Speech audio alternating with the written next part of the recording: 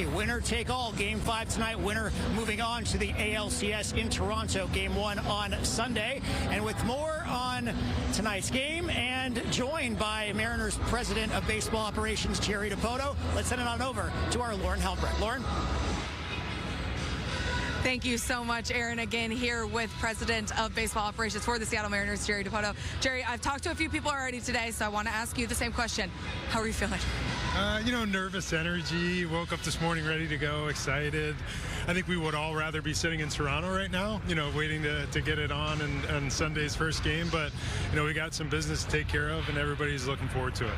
So obviously the team would have rather won in Detroit, but there is a silver lining that they could win in front of the home fans here. What would that mean to you and to this team to give that back to Seattle with a Game 5 win?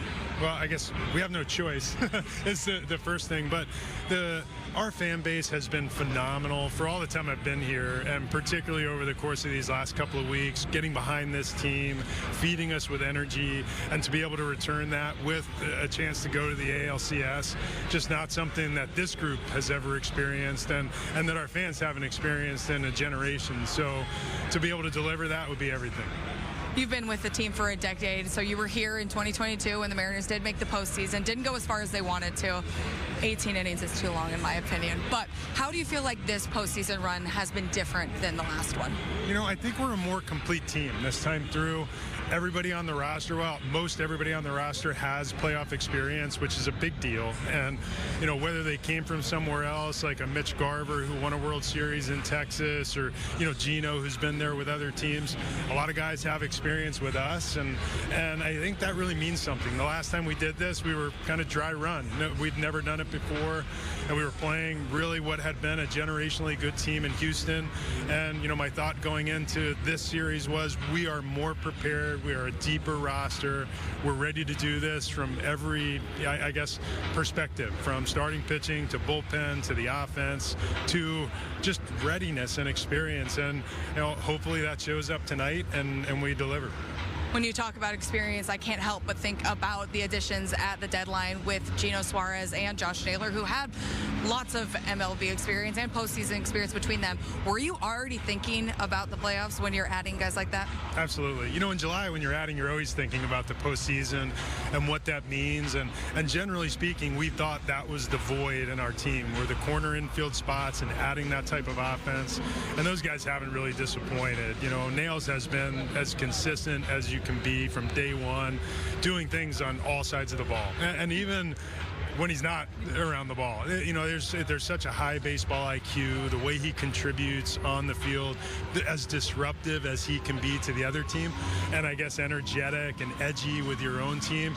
And Gino it's cliche, but he brings the good vibes. He makes everybody feel good, and he hits his homers. And it's when Gino's locked in and smooth, there's no one more fun to watch or be around.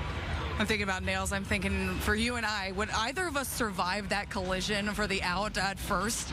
Definitely not. You maybe. I don't know if I'm surviving. It's certainly not this age. I'm out of the count immediately with that kind of collision. So you're looking now, the fans are starting to fill into T-Mobile Park. Last time we spoke, we were covered in champagne after the Mariners won the division, and you said, look, this is just my job. I have to do this.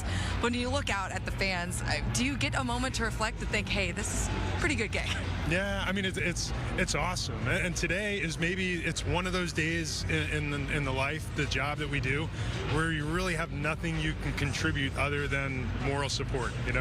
Our planning is over, our preparation is now left to the players and the staff, and just show up, pat guys on the back, give them a smile and courage, and really try to get the fans going. It doesn't take much. They were yelling as soon as they poured in the gate. And I saw you just sitting in the dugout, looking out over T-Mobile Park, looking out as the ALDS sign flashes. What's going through your head in that moment? I don't think there's anything more peaceful than a ballpark right before it starts to fill in. And, if it's Sunday morning and it's quiet and you're just sitting out in the grass, I loved it as a player. I love it now, just sitting and taking it all in, because in about 15 minutes, it's going to be a madhouse. And then you get sucked up in the emotion and you're cheering and rolling, where it's kind of a meditative moment where you can just soak it in and remember how cool it is to be doing what we do. Thank you again so much to the president of baseball operations for the Seattle Mariners, Jerry Dipoto, for joining the show. Quiet before the storm that's about to start for the must-win Game 5 between the Mariners and the Tigers. First pitch is in just under 2 hours. Aaron Curtis, I'll send it back to you.